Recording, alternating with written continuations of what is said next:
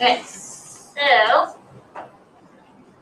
you guys should have, if you haven't already, made a copy of the Master 2.1 notes. They will be fill in the blank notes. I suggest you change where it says like copy of master or copy of. Put your last name just in case like something happens with making another copy. That's an easy way to find it in your Google Drive.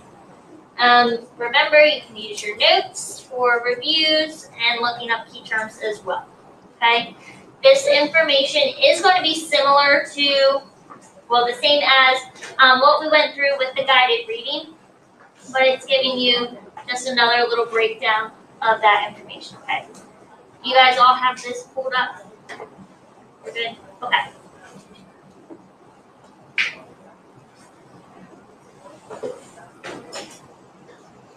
Alright, so living things we have defined as living things are called organisms, and they all share important characteristics in order to be a living thing. So these characteristics are also things that you guys have as well, and how we're made up of as humans, and then we share with other organisms that are living. So the first one is that all living things have a cellular organization. So that just means like your cells are structured a certain way, or they're structured to perform certain tasks and functions in your body. We also contain similar chemicals. So like water, our text said about like carbohydrates, proteins, lipids, things that function and help our body maintain its functions and processes. We all use energy, so we have to take in food to produce energy so that we can complete functions. You guys can walk and talk and move around and things like that. Organisms respond to their surroundings. They grow and develop, and then they also reproduce. Okay, so those are all characteristics that living things share, so that you can identify and say, oh yeah, that's a living organism. Okay.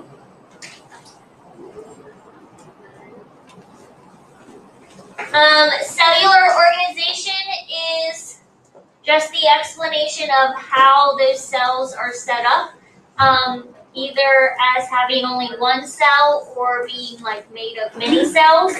And definitions again, unicellular is considered a single-celled organism, which bacteria is considered a single-celled organism, and it's the most numerous organism on Earth. And then we also have our multicellular organisms, which are composed of many cells that are specialized to do certain tasks. So like with us, we have cells that create and repair.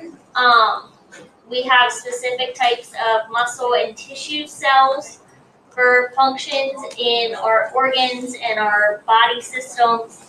And they're all composed of those specialized cells to complete certain tasks.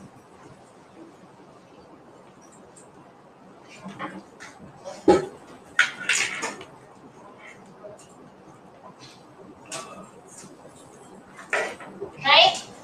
Then the chemicals of life.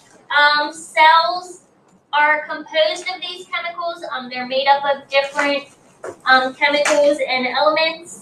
The most important or most abundant chemical in cells is water, which then if cells are made up of water, we are made up of water.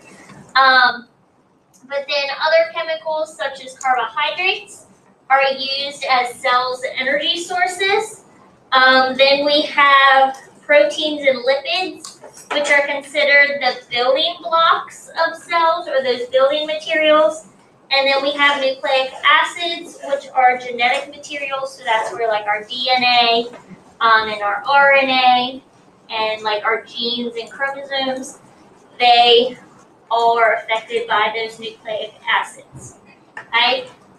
We will get into this with our biomolecules chart, just kind of going over each of these chemicals a little bit more and how they're set up and what they do, like how they function, and what they're used for. And then that'll be important as well when we get into genetics. We'll hopefully remember a little bit more about this.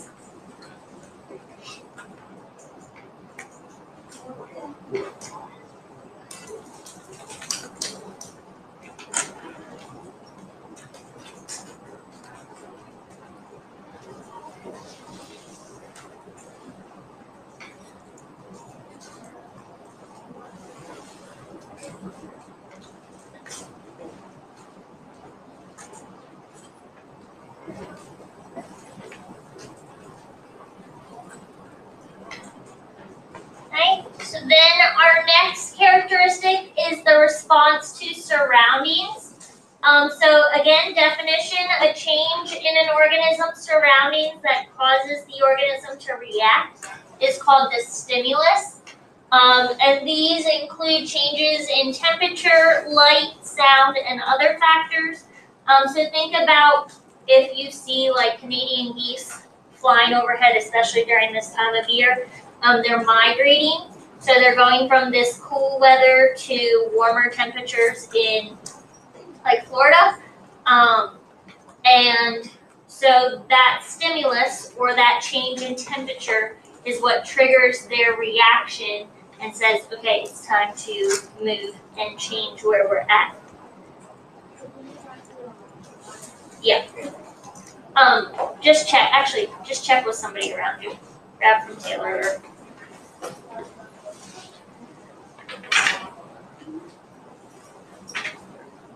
Right, and then how an organism reacts to the stimulus is a response, which is that action or change in behavior. So again, with the geese, they, kind of know something's changing, so they respond by migrating or flying to a different location. You can also think of like bears when they hibernate for winter. There's that change of temperature and change of season. So that's a stimulus, kind of triggering them to start to gather more food and eat more, so that they can then prepare to hibernate. Right? Then growth and development. All living things grow and develop. So growth is defined as the process of becoming larger. So last week I had explained how growth is like when you get taller or you get bigger, you're just kind of growing in size from when you were a little baby to when you become an adult. And then development is the process of change that occurs during an organism's life to produce a more complex organism. So this is when you are developing and you're learning new skills, you're learning more difficult skills, you're gaining more knowledge and understanding with things, and you're developing into that more complex person. Other characteristics with organisms is that they have the ability to reproduce, which just means that they can produce offspring that are similar to the parents. So robins lay eggs that then develop into young robins that closely resemble their parents. They're going to look similar. They have a similar genetic makeup and features and functions.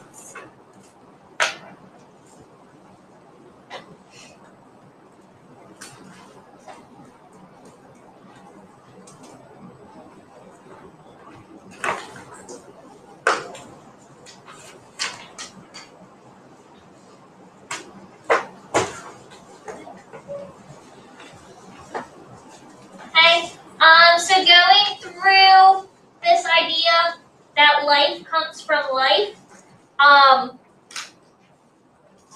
we obviously or hopefully should know that like when we see a weed or we see like moths or bugs flying around, like either the trash or if moths fly out of the closet, they are living things and they came from something that was living, okay, or it was a result of reproduction.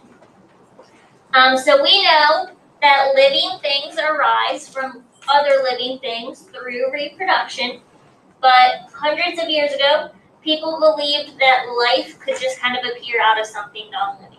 So if like we took long enough or tried long enough, like something could appear out of your lunch that you had today, and it could be living.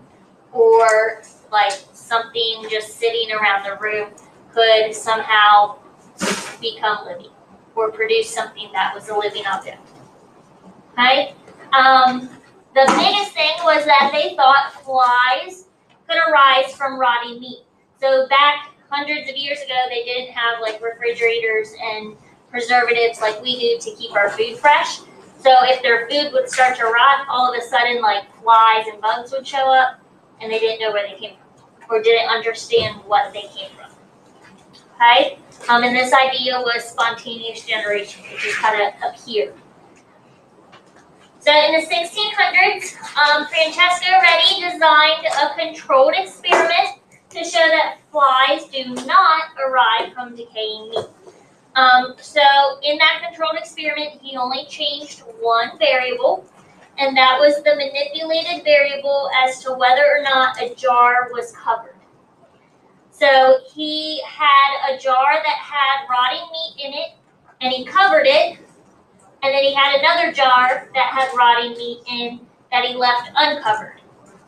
Okay, and over time, flies that were just naturally in the area, that were adult flies, found the uncovered jar. They were able to go in and get the nutrients from the rotting meat that they needed. In that process, they also laid eggs.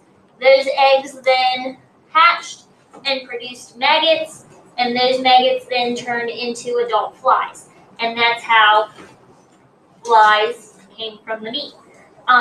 They didn't come from the meat specifically, but the eggs hatched there and they were feeding off of that meat. So then he noticed that the jar that was covered obviously didn't have any flies in it and around it. Only the jar that was uncovered had flies. So he concluded that rotting meat in and of itself does not produce flies. Okay? Then along with that, we have Louis Pasteur's similar controlled experiment, but this is what like rejected spontaneous generation and like solidified that living things can't come from non-living materials. But he demonstrated that new bacteria appeared in broth only when they were produced by existing bacteria. So there already had to be bacteria there for it to produce more. But both of these experiments combined help convince people that living things do not arise from living materials, so that spontaneous generation idea was disproved.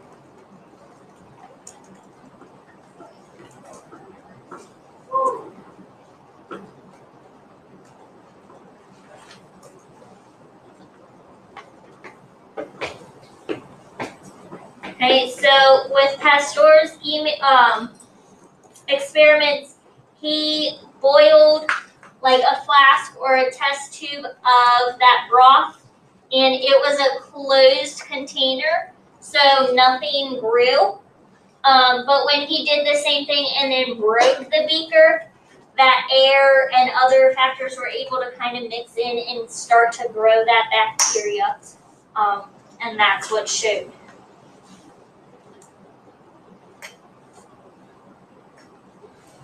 Okay, so the needs of living things. We all need certain things to live. This was the warm-up. So water. We all need water to survive. I'm sure at some point you guys have all been very, very thirsty and you drink water to start to feel better and you feel rehydrated. But organisms, most organisms anyway, can only live for a few days without water. Until then, your body systems would start to stop functioning, or you would become so dehydrated, or you could potentially die without enough water. So water is important because it helps us obtain chemicals from the surroundings. It helps us break down food. It helps us grow, move substances within our bodies, so like through cells, and how we can like move our blood cells and things like that, and then even reproduce. I don't know if this is like always how it is with my grandma. She just died recently, like my great grandma. She died recently, and the reason why is because she was like 96 or 97, and she didn't drink water or have food for a whole week because she just like didn't want to. Yeah, so like your body then doesn't get any of those nutrients, and it will start to shut down because like everything just stops functioning because it doesn't have anything to kind of move through. Yeah. Yep, it can happen quickly too.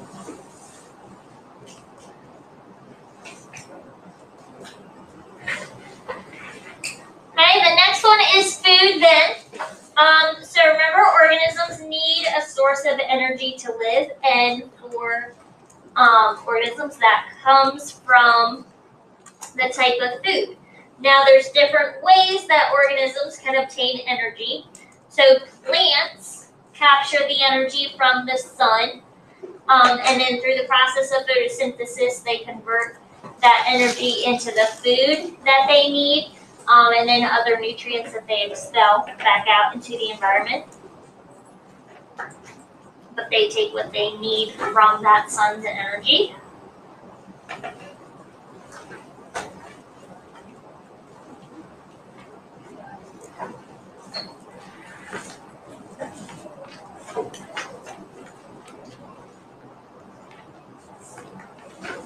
Right.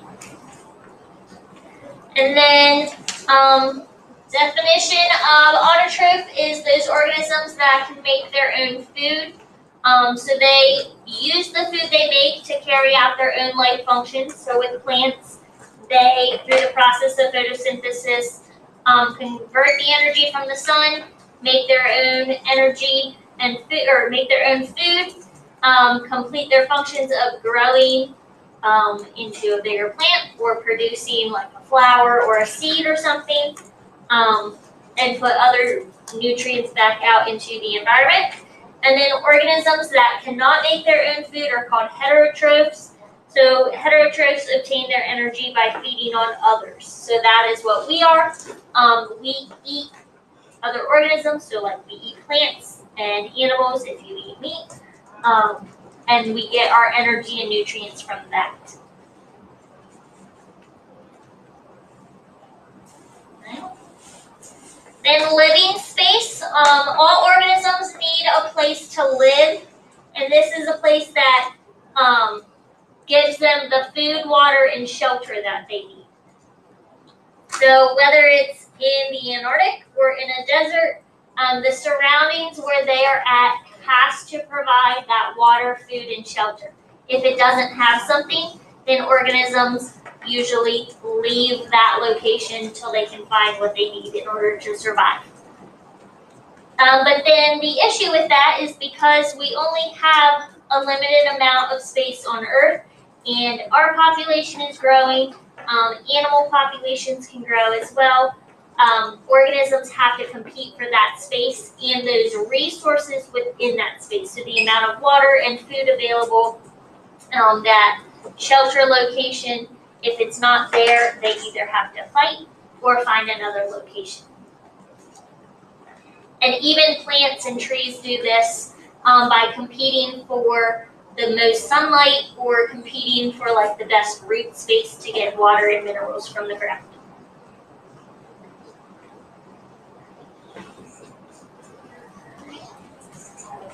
Then last thing are those stable internal conditions. We have to keep those conditions inside our bodies stable, even when the conditions around us are changing significantly. So examples would be when it's really, really hot out, and your body starts to sweat a lot. That's its way of trying to cool you down, so that your internal temperature and conditions can stay at a normal level so that your body can continue to function.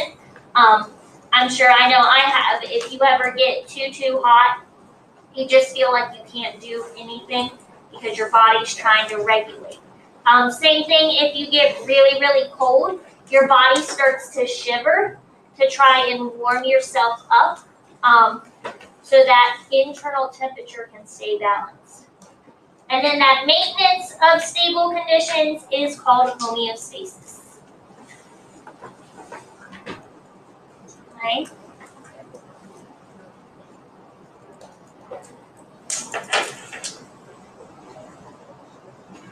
Okay, so once you have these notes done, as long as you have your own copy, they are saved in your Google Drive. Again, I would suggest you rename where it says like copy of master, put your last name just so you can look that up, and it should say like 2.1 notes.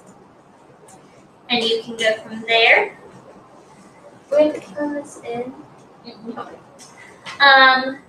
You guys do have homework then that goes along with these notes and chapter 2.1.